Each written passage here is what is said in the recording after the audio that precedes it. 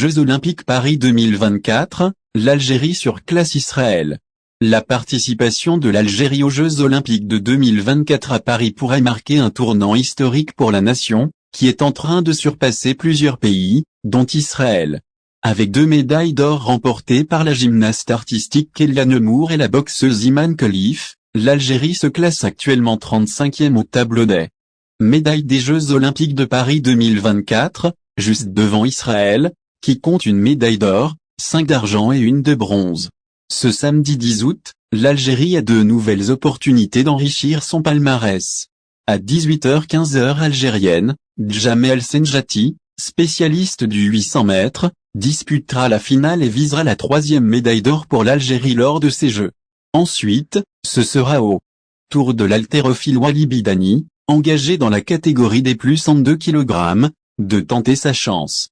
Champion d'Afrique à plusieurs reprises, Bidani, qui avait manqué les Jeux de Tokyo 2020 après avoir été testé positif au Covid-19, est déterminé à décrocher une médaille cette fois-ci. Si Senjati ou Bidani remporte l'or, la participation de l'Algérie aux Jeux Olympiques de Paris 2024 pourrait devenir la plus réussie de son histoire, dépassant ainsi l'édition d'Atlanta en 1996, où le pays avait remporté 2 médailles d'or. L'influenceuse Maeva Ghenam interdite d'entrer en Algérie. Maeva Ghenam, influenceuse franco-algérienne célèbre sur les réseaux sociaux, rencontre des difficultés pour retourner en Algérie après son séjour en Israël, l'influenceuse ayant partagé son désespoir dans plusieurs vidéos en ligne. Blocage d'entrée en Algérie.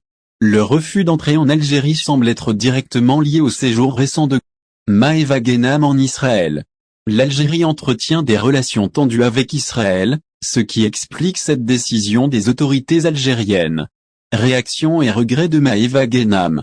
Dans sa vidéo récente, Maeva Ghenam a exprimé son anxiété et son regret profond. « Je suis sous une pression énorme. J'ai soumis une demande de visa et j'attends une réponse. Je suis terrifiée.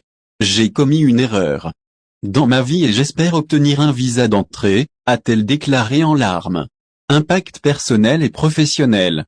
La situation a un impact significatif sur sa vie personnelle et professionnelle. Je ne peux pas retourner en Algérie. C'est une erreur que je regrette profondément. Les personnes qui me détestent ont contacté l'ambassade.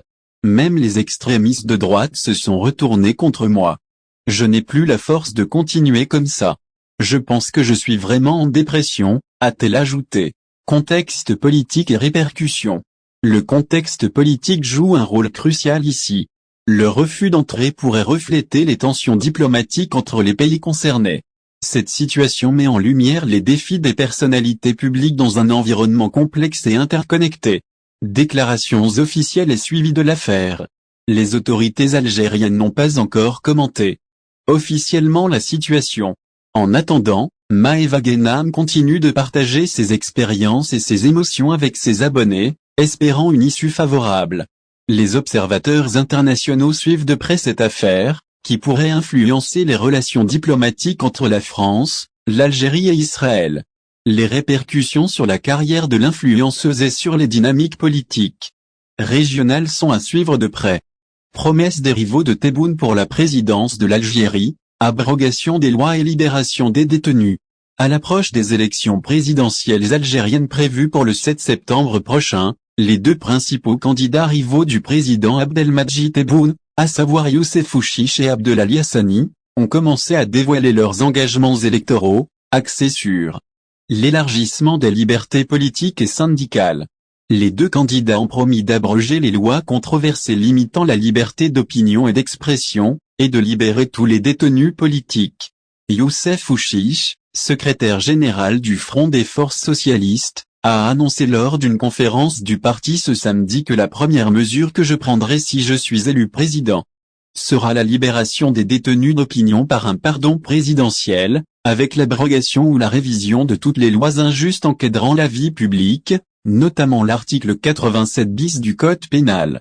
Cet article a suscité une large polémique en Algérie et des réserves sérieuses de la part des organisations internationales de droits humains, qui ont appelé à son abolition, le considérant comme une Loi réprimant certaines activités politiques et expressions de l'opinion sous prétexte de terrorisme et de menaces à la sécurité publique et à l'unité nationale.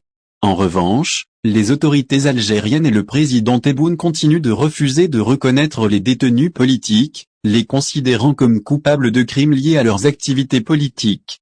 L'Organisation de défense des détenus d'opinion affirme qu'il y a plus de 200 militants détenus et poursuivis pour des affaires liées à leur position politique. Lors de cette rencontre, dans le cadre des préparatifs pour le lancement de la campagne électorale prévue pour le 14 août, Youssef Ouchiche a souligné que son programme électoral se concentre principalement sur la réduction de l'emprise du pouvoir exécutif sur les autres autorités, comme c'est le cas actuellement.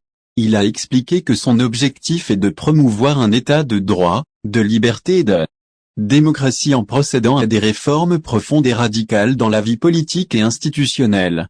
Ouchiche a évoqué l'adoption d'un système semi-présidentiel à orientation parlementaire pour assurer un véritable équilibre entre les pouvoirs, garantir l'indépendance de la justice, et réhabiliter les outils de contrôle parlementaire et la Cour des comptes en leur conférant des pouvoirs élargis, notamment celui de signalement. Les élections algériennes, 2 candidats ont terminé la collecte des signatures requises. De son côté, Abdelali Hassani, président du mouvement de la Société pour la paix et candidat à la présidence, a affirmé qu'il œuvrerait à élargir les libertés et à criminaliser toute atteinte à celles-ci par toute entité gouvernementale. Lors de la présentation de son programme électoral aux médias jeudi dernier, Hassani a souligné qu'il s'appuiera sur une réforme constitutionnelle et législative incluant la criminalisation des atteintes aux libertés prévues par la loi, et garantira la séparation et l'équilibre effectif des pouvoirs, ainsi que le renforcement du droit de recours et du contrôle des actions des autorités publiques. Il a également promis de faciliter la création de partis et d'associations, et de revoir les lois relatives aux activités politiques, syndicales et civiles. Hassani a indiqué son engagement, en cas d'élection à la présidence, à renforcer le paysage démocratique en éliminant les obstacles juridiques entravant la pratique politique, syndicale et civile. Il s'est aussi engagé à renforcer la liberté d'opinion, d'expression et des médias, à criminaliser toute restriction de la liberté d'expression sans base légale, à renforcer la protection légale des orateurs, journalistes et médias, et à revoir la régulation des annonces publiques selon le principe de justice et d'égalité des chances. L'autorité électorale algérienne exclut 43 candidats au Conseil de la Nation. Les observateurs estiment que les questions de liberté politique et civile constituent l'une des principales différences de vision politique entre le président Tebboune et ses autres concurrents. Le politologue Abdelhakim Saadi a déclaré que les questions de liberté et les restrictions sur les activités politiques et la liberté d'expression restent parmi les critiques majeures adressées aux politiques du pouvoir et du président Tebboune durant son premier mandat présidentiel. En revanche, ces questions sont un axe important pour les rivaux de Tebboune, qui cherchent à les exploiter pour le mettre en difficulté durant la campagne électorale, et à attirer un large bloc de militants du IRA populaire qui ont été affectés par ces politiques, ainsi que ceux qui restent opposés au processus électoral, dans le but de les convaincre de voter pour eux.